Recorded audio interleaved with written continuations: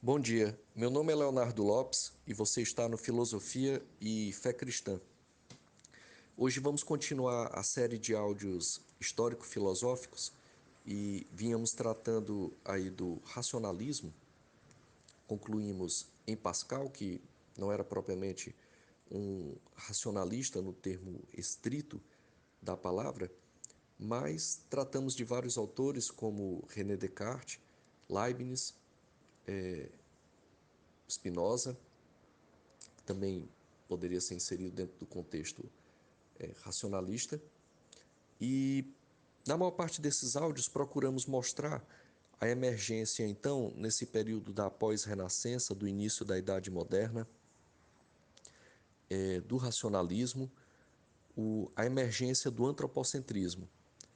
E, de uma forma geral, alocamos em maior sentido na formulação do cogito cartesiano, o eu penso, que é uma das grandes bases, uma das grandes colunas para explicar por que houve esse movimento racionalista.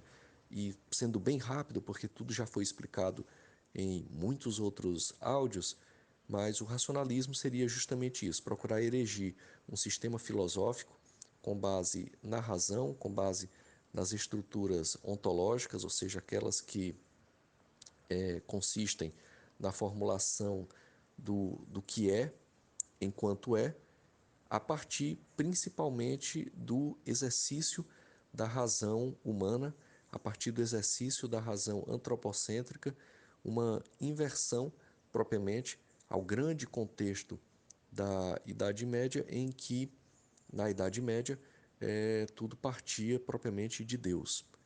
E agora, no antropocentrismo, tudo, inclusive Deus, parte do homem. E aí isso vai se desdobrar e é o que procuraremos ver mais adiante.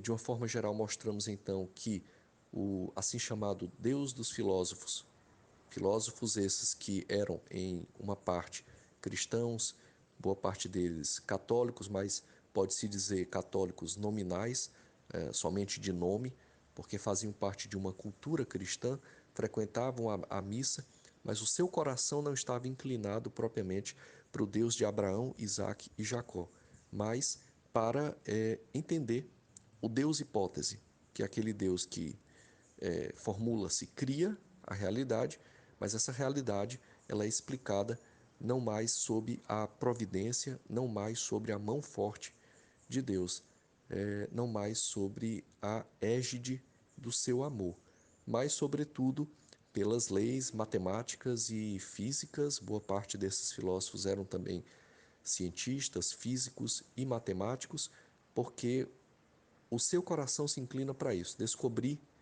os meandros da realidade e não mais se voltar para a palavra revelada. A palavra revelada passou a ficar, em termos de uma teologia, uma parte dessa teologia, porque há outras teologias, por exemplo, a teologia natural, mas uma parte dessa teologia, e digamos até pequena parte, protestante e bíblica.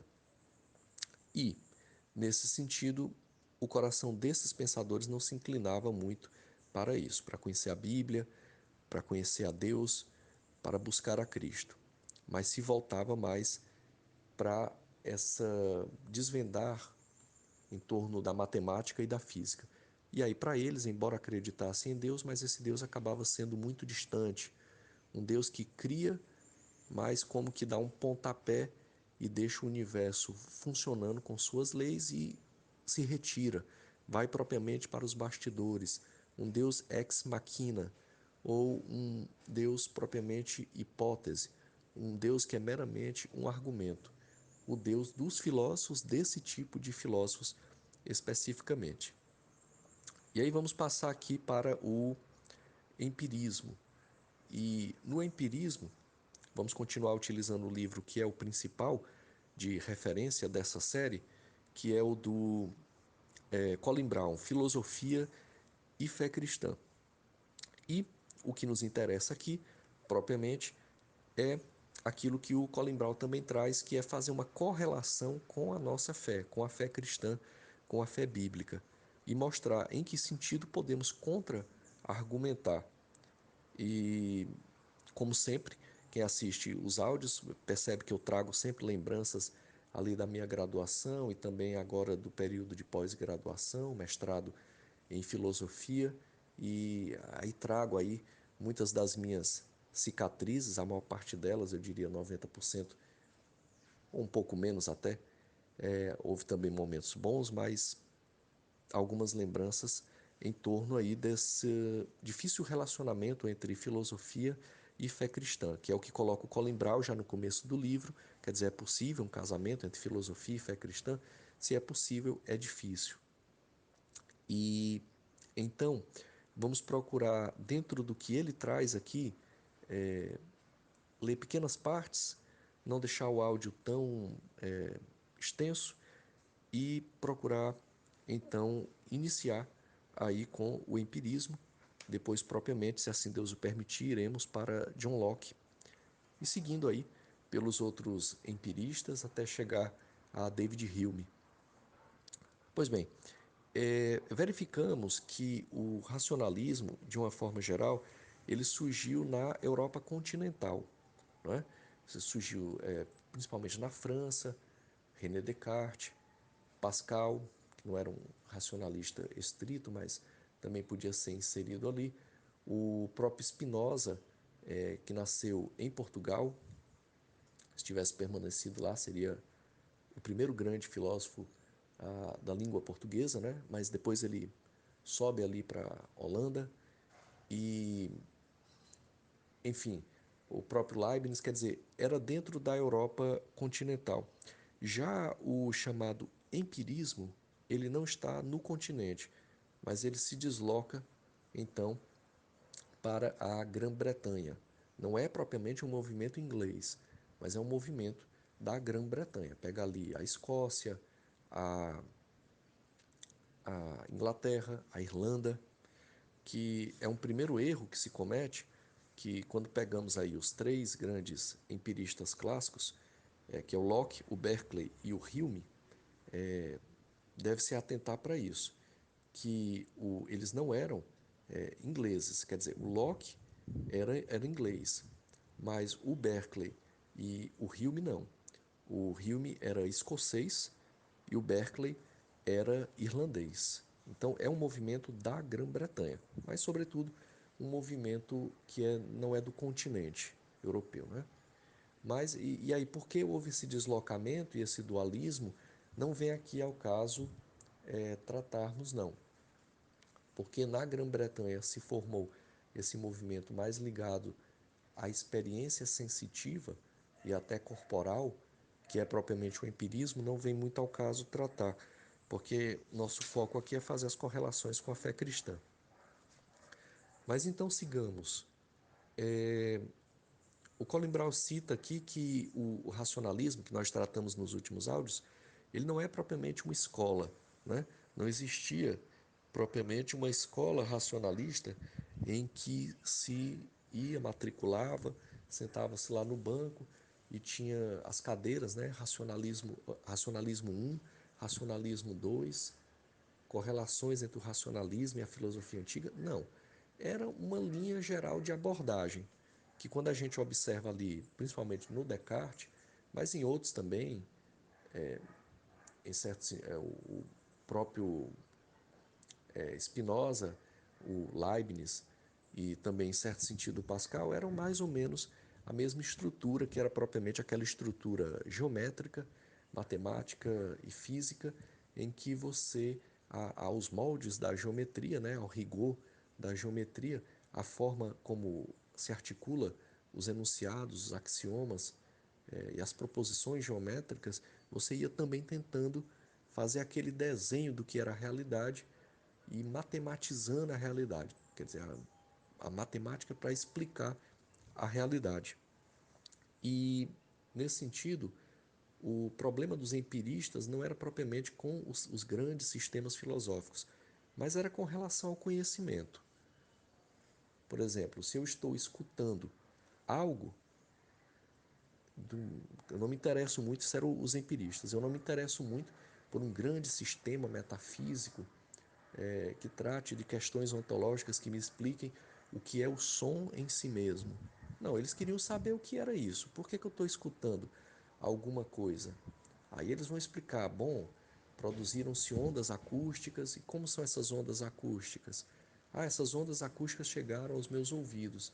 E elas foram para onde? Bom, foram para o cérebro. E como é que é o cérebro? Ah, vamos estudar aqui o cérebro. E bom, tem uns nervos aqui envolvidos nisso. Vamos estudar também esses nervos. Quer dizer, os empiristas, eles lidavam com, como o nome está dizendo, eles lidavam com o empírico, com aquilo que é palpável, justamente para explicar essas questões.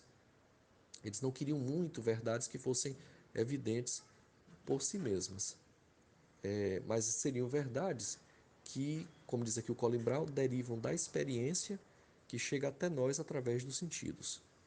Claro que há as declarações que vêm da lógica pura, né?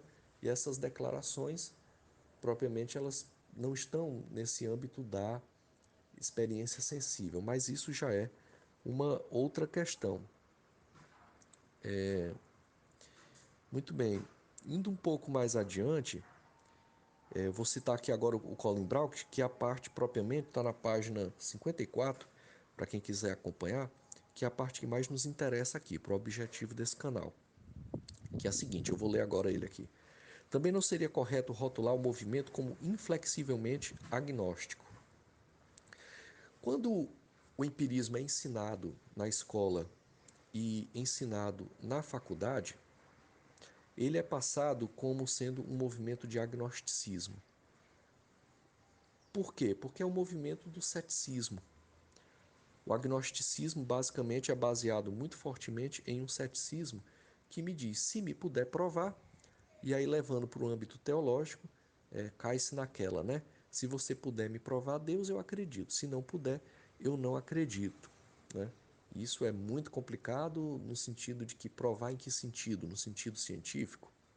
Bom, não é pelo sentido científico. Já tratamos aqui da questão da linguagem religiosa, da questão da experiência, do testemunho e do uso de metáforas e analogias que estão propriamente dentro da experiência cristã, que é a que propriamente explica ao descrente que Deus existe. Muito bem, mas então não seria propriamente um movimento agnóstico, mas por vários motivos passou para a história do pensamento como sendo um movimento agnóstico, porque lida muito fortemente com a questão do ceticismo. E por conta disso, muitos professores de filosofia, ou por desconhecimento, ou por propriamente desonestidade, estava procurando aqui o termo, porque poderia usar um termo pior, mas vou usar esse termo, desonestidade. Por desonestidade intelectual, não cito os pormenores, os meandros, né? Porque realmente David Hume era um cético. Mas mesmo o ceticismo de Hume, volta ou outra, aparece um bom especialista em Hume e explica que, bom, não era tão assim, certos aspectos de crença, certos aspectos de conversão, não propriamente conversão religiosa, mas conversão a ideias, a proposições, quer dizer, não pode se tratar como um cético radical, um ultra cético. E quando a gente vai para o Locke, por exemplo, o próprio Colin Brown ele cita aqui, ó, vou citar o Locke, né? Aliás, vou citar logo o Colin Brown aqui no seu livro, Filosofia e Fé Cristã. Ele diz assim: embora Hume fosse de fato um cético, os escritos teológicos de Locke mostram que era um homem de fé sincera. Quer dizer, quando a gente analisa os escritos do Locke, não propriamente os mais científicos propriamente, mas aqueles ligados à moral e à constituição da moral e da ética também, você percebe ali, ele cita várias vezes a Bíblia, ele cita vários exemplos bíblicos, inclusive até mesmo de Adão e Eva. E é nesse sentido que você percebe que muitas vezes isso fica em segundo plano, em terceiro plano, e ao aluno desavisado fica a impressão que o John Locke era um ateu. E não, ele era um cristão sincero. A gente percebe isso principalmente quando fala da questão do direito natural e quando cita a Bíblia. Ele cita muito a Bíblia. E outro é o Berkeley, que aí eu acho que o caso é pior ainda, porque o Berkeley era um bispo anglicano. Bom, e enquanto bispo anglicano, o que é que ele ia ministrar? O que um bispo ministra? No caso, um bispo anglicano. Aí com todos os pormenores da igreja anglicana, que não vem aí ao caso citar aqui, mas o que um bispo ministra, entende? Isso fica... e muitas vezes, eu passei por muitas vezes isso dentro da graduação, eu fazia essas perguntas, que são perguntas que não, a princípio, estavam dentro do script de aula, devo ter atrapalhado ali um ou outro professor, mas não com o intuito propriamente de atrapalhar, mas de aclarar um pouco essas questões. Porque se diz, os escritos de... E aí se interpreta, né? Os escritos de Berkeley falam sobre isso. Mas, bom, eu chego e digo, tudo bem, mas ele fala sobre isso, você está me dizendo, eu acredito, você é o professor. Mas e quando ele ia ministrar enquanto bispo anglicano? Aí eram duas pessoas? Eram dois Berkeleys? Não, claro que não. Então, se claro que não, porque poderia ser, caso houvesse aí uma dupla personalidade, mas não havia. Então, se não havia e era uma pessoa saudável, é óbvio que as coisas estão aqui imbrincadas, não é? A fé do bispo anglicano com o dose de ceticismo e empirismo do Berkeley, filosófico, um tanto quanto cientista e ligado a esse âmbito também da física e da matemática. Então, se as coisas estão embrincadas, é justo que o aluno, no caso eu, né, na época, tivesse essa curiosidade de saber como as coisas eram. E muitas vezes a pergunta era simplesmente silenciada e passava-se para aquilo que supostamente era o mais importante da aula e o mais importante que se haveria de saber sobre esses filósofos empiristas. Então conclui aqui, aí vamos concluir com essa frase aqui do Colin Brown. Mesmo assim, acredita-se geralmente que o movimento tenha sido uma contribuição considerável para o avanço geral do agnosticismo moderno, pois quando Hume levou as técnicas empiristas até suas conclusões lógicas, não deixou alternativa alguma, exceto o ceticismo. Bom, isso aqui vai mudar um pouquinho com Kant. Depois, com o Kant, quebra-se um pouco esse ceticismo, como o próprio Colin Brown reconhece aqui, né? Que a mistura, esse casamento do ceticismo do David Hume com as conclusões lógicas, e aí bem articuladas, né? Um grande filósofo, David Hume, que ele retira, acabam por quase dizer, bom, o ceticismo ganhou, sejamos céticos, né? Mas depois muda um pouquinho com o Kant. A essência da filosofia é essa, em muitos sentidos, não totalmente, mas em muitos sentidos é a dúvida, né? Quer dizer, que é aquilo que o Pascal já falava, né? Que esse negócio de provar, prova, como tem lá no Tomás de Aquino, né? Com todo respeito ao pensamento do Tomás de Aquino, tem muita coisa boa a ser apreendida para a fé cristã no Tomás de Aquino, mas esse negócio de provas da existência de Deus, o Pascal vai achar uma bobagem. Porque ele sabe que Deus não se prova dessa forma. Ele sabe que o raciocínio não se forma dessa forma. Bom, a gente pode querer dar uma aqui de elitista, como em certo sentido também o Platão, em certo sentido, era, e dizer que filosofia não é para todo mundo. Filosofia é para aqueles que são mais iluminados aí para tal, e vão ali falar difícil na faculdade. Mas o Pascal não achava assim. O Pascal ele achava que não, que a forma comum de se raciocinar e aí de se buscar a Deus, porque sim, é o que nós tratamos muito aqui, né? Eu utilizo sempre aquela frase do C.S. Lewis: Deus não se faz de filósofo para uma lavadeira. Quer dizer, para uma pessoa simples, para uma pessoa iletrada, para uma pessoa que não frequentou a escola, para uma pessoa que mal sabe escrever o seu nome, Deus se mostra do mesmo jeito. E essa pessoa muitas vezes tem mais fé do que pessoas letradas, e muitas vezes essa pessoa passa a viver melhor, de uma forma mais ética, inclusive, do que muitas pessoas letradas. Pessoas muitas vezes iletradas têm muitas vezes uma resistência, que a gente chama hoje, está na moda aí, né? A resiliência, do que pessoas muito letradas. Bom, da onde ela aprendeu isso? Na escola não foi, porque mal sabe ler. Então, nesse sentido, é o que sempre se tratou aqui. Não se trata propriamente de uma coisa meramente intelectual, o que não quer dizer que o intelecto não tenha a sua importância. E aí, esses filósofos passaram realmente como sendo agnósticos. Geralmente, eles são mostrados dentro da academia enquanto filósofos agnósticos. Estamos aqui desmentindo. Se o professor de filosofia não fala isso, é como dissemos, muitas vezes é por desconhecimento, ou por desonestidade, ou porque acha que é irrelevante, mas é relevante porque tem que analisar o conjunto da obra. Berkeley, por exemplo, era bispo anglicano. Há muitos escritos em que Locke cita a Bíblia. O Hume já é um pouco diferente, mas ele já era mais ligado realmente a um ceticismo mais forte. Mas, mesmo assim, há autores que apontam elementos não propriamente de fé, mas de crença, né? Crenças aqui as mais diversas, no David Hume. E, de uma forma geral, então, para concluir aqui, o áudio ficou aí em torno de 23 minutos, basicamente dizer isso. O pensamento deles passou para a história do pensamento enquanto um pensamento cético, enquanto um pensamento em que se analisa não mais as ideias, não mais as abstrações, não mais o invisível, mas se analisa aquilo que é palpável, né?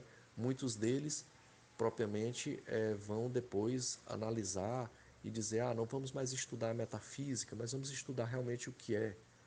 Para dar um exemplo bem próximo a nós, não vamos mais estudar o coração, como a fé, a religião, a Bíblia nos mostra. Ou seja, o coração como sendo a grande estrutura que a Bíblia nos mostra, o grande centro de integração de todas as dimensões mentais, de todas as dimensões propriamente emocionais, de todas as dimensões espirituais, aquilo que dá um norte quando é regido, quando dominado, quando educado por Deus e sua palavra. Mas agora os empiristas vão tratar o coração enquanto do âmbito coronário, do âmbito do fluxo do sangue, do âmbito das artérias, dos ventrículos, das células, do miocárdio. Quer dizer, claramente se percebe aqui de cara que não é de todo ruim, no sentido de que faz avançar a ciência, no sentido de que faz avançar sobremodo a ciência médica. Mas tem que ser muito bem analisado, principalmente o exemplo aqui que demos aqui do Berkeley, né? Fala-se uma coisa, escreve-se uma coisa, mas quando vai ministrar enquanto bispo anglicano. Vamos ficando por aqui. Se for da vontade de Deus, no próximo áudio trataremos sobre John Locke. Ficamos por aqui hoje. Deus não está morto e muito menos na academia. E lugar da Bíblia é em todo lugar. E por que não também nas faculdades de humanas, principalmente nas de filosofia. Um fraterno abraço e que a paz de Cristo fique com todos.